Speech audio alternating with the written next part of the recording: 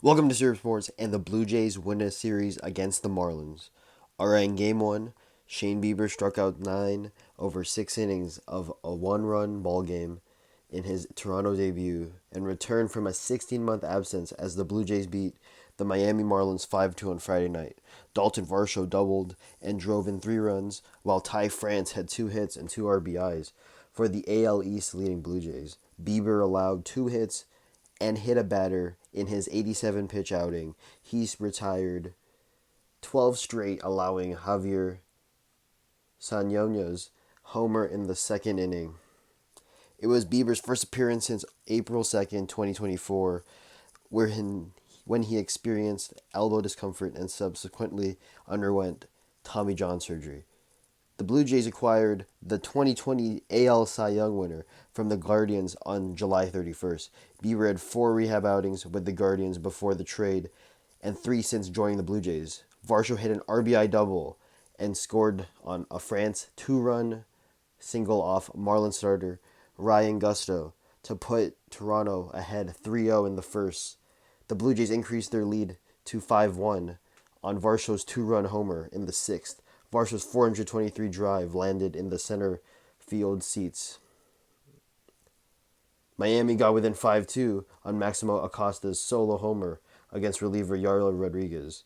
Brandon Little got the last 2 outs after an Acosta homer, and Jeff Hoffman pitched in the ninth for his 28th save. Augusto saved up 5 runs and 7 hits in his home debut for the Marlins, who acquired the right-hander from Houston on July 31st. The key moment of this game was when Alejandro Kirk hit a 2-out single that extended the sixth before Varsho's homer. The key stat of this game was when Bo Bichette doubled in the first to give him an AL leading 158 hits. In game two, Bo Bichette singled an automatic runner George Springer in the 7th inning to give the Blue Jays a 7-6 win over the Miami Marlins on Saturday. Springer was 3 for 6 with a home run and 2 RBIs, and Alejandro Kirk had an RBI double as the AL East leading Blue Jays maintained their 5 lead over Boston. Toronto starter Jose Barrios gave up 4 hits and 2 runs while striking out 8 in 6.5 innings. Tommy Nance went 1.5 innings, and Brendan Little pitched a perfect 12th for his first save. Calvin Fulcher, who gave up a Bichette single, took the loss.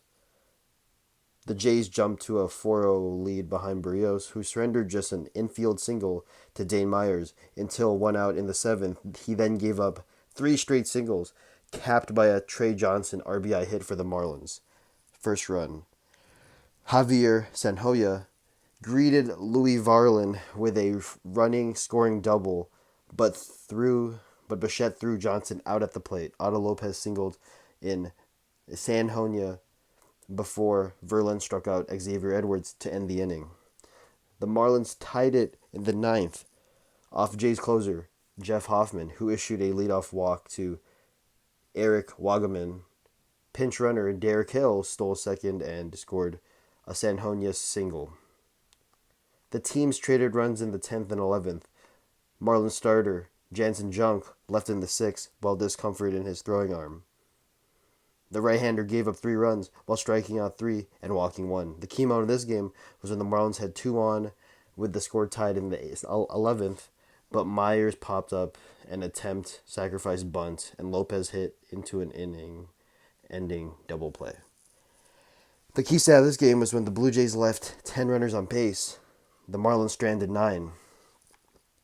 In Game 3, Jacob Marcy hit a bases-loaded triple, and Yuri Perez pitched a 3-hit ball into the 7th inning to lead the Marlins past the Toronto Blue Jays 5-3 on Sunday. Eric Wagaman homered and scored twice for Miami, and Agustin Ramirez had an RBI single. Perez was charged with 2 runs in 6+ innings. He walked 1 and struck out 4.